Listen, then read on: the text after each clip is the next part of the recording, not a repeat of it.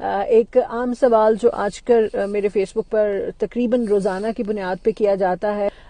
تو وہ سوال یہ ہے کہ گزشتہ دنوں میں نے آپ کو بتایا تھا کہ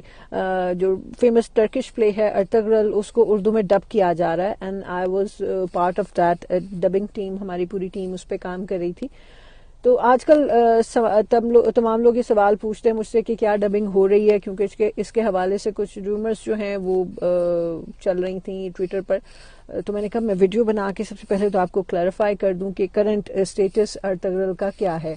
اس میں ایک تو یہ ہے کہ جب اس کی ڈبنگ سٹارٹ ہوئی تھی، ہم نے ڈبنگ شروع کی تو ہم نے 6 ایپیسوڈ اس کے اردو میں ڈب کیے P T V headquarter میں، اور 6 ایپیسوڈ کے بعد پی ٹی وی نے اس کی ڈبنگ کو روک دیا، اور ہماری ٹیم کو اس کی کوئی وجہ نہیں بتائی گئی کہ ڈبنگ کیوں روکی ہے. آیا اس کی ڈبنگ دوبارہ سٹارٹ ہوگی یا نہیں ہوگی، یا پی ٹی وی کو لگتا ہے کہ ارطغرل پی ٹی وی سے آن ایئر نہیں ہونا چاہیے، یا اس کی وجہ جو ہے وہ یہ ہے کہ شاید پی ٹی وی کو لگتا ہے کہ ان کے پاس اتنے کمپیٹنٹ لوگ نہیں ہیں کہ جو اس کو پراپرلی ڈب کر سکیں. تو ہو سکتا ہے کہ پی ٹی وی جس پرائیویٹ چینل کے ڈرامے آن ایئر کرتا ہے اسی پرائیویٹ چینل سے اس کو ڈب کرا لے، کہ شاید ان کے پاس پی ٹی وی سے زیادہ کمپیٹنٹ اور ٹیلنٹڈ لوگ ہیں.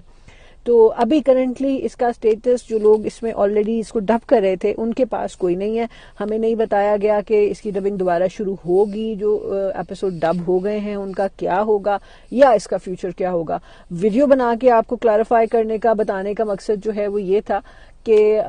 پی ٹی وی نے یہ انیشیٹو تو لیا تھا اس کو ڈب کرنے کا، but all of the sudden انہوں نے اس کو کیوں روک دیا یہ انہوں نے ہمیں نہیں بتایا. اور تمام لوگ جو ہیں وہ جو اس کو دیکھنا چاہتے ہیں یا اس کا انتظار کر رہے ہیں،